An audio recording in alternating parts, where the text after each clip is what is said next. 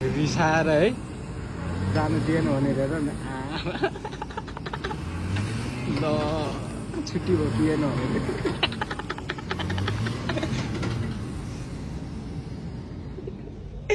त्यहाँ छ गणेश दुई टिप बोकिसक्यो क्या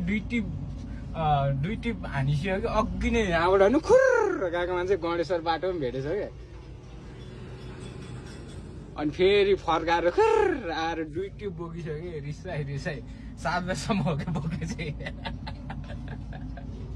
मान्छे फेरि औडा छ कि त्यहाँबाट अलि ब्याग पनि नआउनु सक्छ कि अलि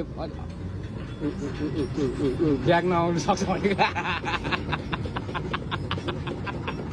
अब त्यो घोटा हो है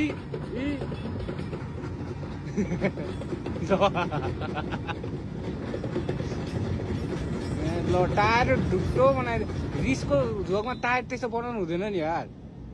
सबै पनि आफूले गरी खाने हो होइन हाँसी मजाक भनेको छुट्टै कुरो हो यतिको त अति त गर्नु भएन नि यार औडै गरे भने के गरे आउँछ त मजाले